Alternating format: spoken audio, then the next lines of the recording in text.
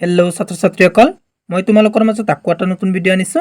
এইটো ভিডিঅ'ত আলোচনা কৰিম জাপানৰ আঞ্চলিক ভূগোল এই চেপ্টাৰটোত কি ইম্পৰ্টেন্ট কোৱেশ্চন আছে এ টু জেড এইটো ভিডিঅ'ত আলোচনা কৰিম। মই তোমালোকক এইটো ভিডিঅ'ত যিকেইটা কোৱেশ্চন দেখাই দিম তাৰে ভিতৰত তোমালোক এক্সামত কমন পাবা 100% শিওৰ। তোমালোক উত্তৰবিলাক জাস্ট ভালকৈ পঢ়ি যাবা। যদি কোনোবা এটা কোৱেশ্চনৰ উত্তৰ নোৱাৰা মোক কমেন্ট কৰি কবা, মই তোমালোকক শিকাই দিম। এতিয়া আমি চাই লওঁ কি ইম্পৰ্টেন্ট কোৱেশ্চন আছে। তোমালোক কিতাপটো উলিয়াই লোৱা আৰু টিক চিন মাৰি লোৱা। এতিয়া তোমালোক 116 নং পৃষ্ঠা উলিয়াই লোৱা। 116 নং পৃষ্ঠাত কেইটামান মোস্ট ইম্পৰ্টেন্ট কোৱেশ্চন আছে। তাৰে প্ৰথম ইম্পৰ্টেন্ট কোৱেশ্চনটো হ'ল অনুশীলনীৰ 1 নং কোৱেশ্চনটো মোস্ট ইম্পৰ্টেন্ট এইবাৰৰ কাৰণে। 1 নং কোৱেশ্চনটো তোমালোক ভালকৈ শিকি যাবা। জাপান দেশৰ ভৌগোলিক অৱস্থান সম্পৰ্কে লিখা। এটো কোৱেশ্চন মোস্ট ইম্পৰ্টেন্ট এইবাৰৰ কাৰণে। এটো কোৱেশ্চন তোমালোক ভালকৈ শিকি যাবা। নেক্সট ইম্পৰ্টেন্ট কোৱেশ্চনটো হ'ল 3 নং কোৱেশ্চনটো মোস্ট ইম্পৰ্টেন্ট এইবাৰৰ কাৰণে। জাপানৰ প্ৰধান প্ৰাকৃতিক বিভাগসমূহ কি কি? মানচিত্ৰসহ প্ৰতিটো বিভাগৰে ভূ-প্ৰকৃতি সম্পৰ্কে চমুকৈ লিখা। এটো কোৱেশ্চন মোস্ট ইম্পৰ্টেন্ট এইবাৰৰ কাৰণে। এটো কোৱেশ্চন তোমালোক ভালকৈ শিকি যাবা। নেক্সট ইম্পৰ্টেন্ট কোৱেশ্চনটো হ'ল 5 নং কোৱেশ্চনটো মোস্ট ইম্পৰ্টেন্ট এইবাৰৰ কাৰণে। জাপানৰ জনসংখ্যা বৃদ্ধি আৰু বিতৰণ সম্পৰ্কে চমুকৈ লিখা। এটো কোৱেশ্চন মোস্ট ইম্পৰ্টেন্ট এইবাৰৰ কাৰণে। এটো কোৱেশ্চন তোমালোক ভালকৈ শিকি যাবা। নেক্সট ইম্পৰ্টেন্ট কোৱেশ্চনটো হ'ল 6 নং কোৱেশ্চনটো মোস্ট ইম্পৰ্টেন্ট এইবাৰৰ কাৰণে। জাপানৰ জনসংখ্যাৰ ঘনত্বৰ তাৰতম্যৰ কাৰকসমূহ উল্লেখ কৰা। এটো কোৱেশ্চন মোস্ট ইম্পৰ্টেন্ট এইবাৰৰ কাৰণে। এটো কোৱেশ্চন তোমালোক ভালকৈ শিকি যাবা। এতিয়া তোমালোক 117 নং পৃষ্ঠা উলিয়াই লোৱা। 117 নং পৃষ্ঠাত কেইটামান মোস্ট ইম্পৰ্টেন্ট কোৱেশ্চন আছে। তাৰে প্ৰথম ইম্পৰ্টেন্ট কোৱেশ্চনটো হ'ল 7 নং কোৱেশ্চনটো মোস্ট ইম্পৰ্টেন্ট এইবাৰৰ কাৰণে। জাপানৰ অৰ্থনীতিত কৃষিৰ ভূমিকা সম্পৰ্কে লিখা। এটো কোৱেশ্চন মোস্ট ইম্পৰ্টেন্ট এইবাৰৰ কাৰণে। এটো কোৱেশ্চন তোমালোক ভালকৈ শিকি যাবা। নেক্সট ইম্পৰ্টেন্ট কোৱেশ্চনটো হ'ল চুমুটোকা লিখা। তোমালোক চুমুটোকা লিখা শিকি যাবা। হকাইডো অঞ্চলৰ ভূ-প্ৰকৃতি, জাপানৰ বেদিকা কৃষি, জাপানৰ উপকূল অঞ্চল আৰু জাপানৰ হনচু দ্বীপ অঞ্চল এই চাৰিটাৰ বিষয়ে তোমালোক চুমুটোকা লিখা শিকি যাবা। মোস্ট ইম্পৰ্টেন্ট এইবাৰৰ কাৰণে এই চাৰিটা চুমুটোকা। এতিয়া মই তোমালোকক কেইটামান কুৱেশ্চন বেংকৰ পৰা দেখাই দিম। সেইকেইটা কুৱেশ্চন তোমালোক ভালকৈ পঢ়ি যাবা। যদি কোনোবা এটা কুৱেশ্চনৰ উত্তৰ নোৱাৰা মোক কমেন্ট কৰি কবা, মই তোমালোকক শিকাই দিম। 3 নং কুৱেশ্চনটো মোস্ট ইম্পৰ্টেন্ট এইবাৰৰ কাৰণে। পৃথিৱীৰ কোনখন ৰাষ্ট্ৰক সূৰ্যোদয়ৰ দেশ বুলি কোৱা হয়? এটো কুৱেশ্চন মোস্ট ইম্পৰ্টেন্ট এইবাৰৰ কাৰণে। এটো কুৱেশ্চন তোমালোক ভালকৈ শিকি যাবা। নেক্সট ইম্পৰ্টেন্ট কুৱেশ্চনটো হ'ল 4 নং কুৱেশ্চনটো মোস্ট ইম্পৰ্টেন্ট এইবাৰৰ কাৰণে। জাপানৰ প্ৰাচীন নামটো কি? এটো কুৱেশ্চন মোস্ট ইম্পৰ্টেন্ট এইবাৰৰ কাৰণে। এটো কুৱেশ্চন তোমালোক ভালকৈ শিকি যাবা। নেক্সট ইম্পৰ্টেন্ট কুৱেশ্চনটো হ'ল 6 নং কুৱেশ্চনটো মোস্ট ইম্পৰ্টেন্ট এইবাৰৰ কাৰণে। জাপানৰ মুখ্য দ্বীপ কেইটা? এটো কুৱেশ্চন মোস্ট ইম্পৰ্টেন্ট এইবাৰৰ কাৰণে। এটো কুৱেশ্চন তোমালোক ভালকৈ শিকি যাবা। নেক্সট ইম্পৰ্টেন্ট কুৱেশ্চনটো হ'ল 8 নং কুৱেশ্চনটো মোস্ট ইম্পৰ্টেন্ট এইবাৰৰ কাৰণে।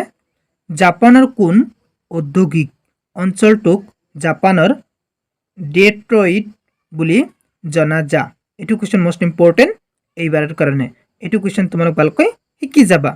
নেক্সট ইম্পৰ্টেন্ট কুৱেশ্চনটো হ'ল 9 নং কুৱেশ্চনটো মোস্ট ইম্পৰ্টেন্ট এইবাৰৰ কাৰণে। জাপানৰ দ্বীপসমূহৰ ভিতৰত বৃহত্তম দ্বীপটোৰ নাম কি? এটো কুৱেশ্চন মোস্ট ইম্পৰ্টেন্ট এইবাৰৰ কাৰণে। এটো কুৱেশ্চন তোমালোক ভালকৈ শিকি যাবা। নেক্সট ইম্পৰ্টেন্ট কুৱেশ্চনটো হ'ল 1 নং কুৱেশ্চনটো মোস্ট ইম্পৰ্টেন্ট এইবাৰৰ কাৰণে। জাপানৰ দুখন সমভূমিৰ নাম লিখা। এটো কুৱেশ্চন মোস্ট ইম্পৰ্টেন্ট এইবাৰৰ কাৰণে। এটো কুৱেশ্চন তোমালোক ভালকৈ শিকি যাবা। নেক্সট ইম্পৰ্টেন্ট কুৱেশ্চনটো হ'ল 9 নং কুৱেশ্চনটো মোস্ট ইম্পৰ্টেন্ট এইবাৰৰ কাৰণে। জাপানৰ তিনিটা প্ৰধান ঔদ্যোগিক অঞ্চলৰ নাম উল্লেখ কৰা। এটো কুৱেশ্চন মোস্ট ইম্পৰ্টেন্ট এইবাৰৰ কাৰণে। এটো কুৱেশ্চন তোমালোক ভালকৈ শিকি যাবা। নেক্সট ইম্পৰ্টেন্ট কুৱেশ্চনটো হ'ল 10 নং কুৱেশ্চনটো মোস্ট ইম্পৰ্টেন্ট এইবাৰৰ কাৰণে। মধ্য জাপান অঞ্চলৰ দুটা প্ৰধান সমভূমিৰ নাম লিখা। এটো কুৱেশ্চন মোস্ট ইম্পৰ্টেন্ট এইবাৰৰ কাৰণে। এটো কুৱেশ্চন তোমালোক ভালকৈ শিকি যাবা। নেক্সট ইম্পৰ্টেন্ট কুৱেশ্চনটো হ'ল 11 নং কুৱেশ্চনটো মোস্ট ইম্পৰ্টেন্ট এইবাৰৰ কাৰণে। জাপানৰ তিনিখন প্ৰধান নদীৰ নাম লিখা। এটো কুৱেশ্চন মোস্ট ইম্পৰ্টেন্ট এইবাৰৰ কাৰণে। এটো কুৱেশ্চন তোমালোক ভালকৈ শিকি যাবা। नेक्स्ट इम्पर्टेन्ट कुवेश्चन टू हल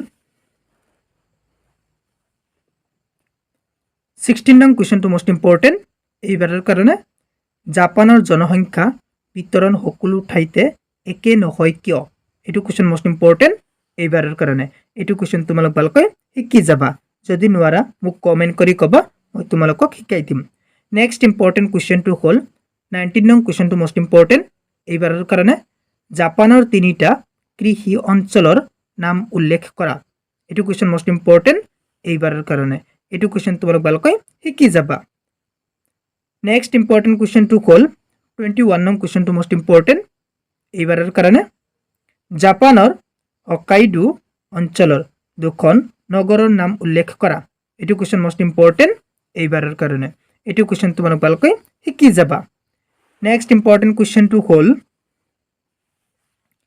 24 नং क्वेश्चन टू मोस्ट इम्पर्टेन्ट এইবাৰৰ কাৰণে জাপান হকাইড অঞ্চলৰ দুটা ভৌগোলিক বৈশিষ্ট্য লিখা এটো क्वेश्चन मोस्ट इम्पर्टेन्ट এইবাৰৰ কাৰণে এটো क्वेश्चन তোমালোক ভালকৈ শিকি যাবা नेक्स्ट इम्पर्टेन्ट क्वेश्चन टू हल 26 নং क्वेश्चन टू मोस्ट इम्पर्टेन्ट এইবাৰৰ কাৰণে জাপানৰ খনিজ সম্পদ সম্পৰ্কে এটি টুকা লিখা এটো क्वेश्चन मोस्ट इम्पर्टेन्ट এইবাৰৰ কাৰণে এটো क्वेश्चन তোমালোক ভালকৈ শিকি যাবা नेक्स्ट इम्पर्टेन्ट क्वेश्चन टू हल 3 নং क्वेश्चन टू मोस्ट इम्पर्टेन्ट এইবাৰৰ কাৰণে 3 নং क्वेश्चन टू তোমালোক ভালকৈ শিকি যাবা জাপানৰ চাৰিটা কৃষি অঞ্চলৰ নাম লিখা তাৰে যিকোনো এটি অঞ্চলৰ বৈশিষ্ট্য লিখা এটো क्वेश्चन মোষ্ট ইম্পৰ্টেন্ট এইবাৰৰ কাৰণে এটো क्वेश्चन তোমালোক ভালকৈ শিকি যাবা মই যিকেটা क्वेश्चन দিলো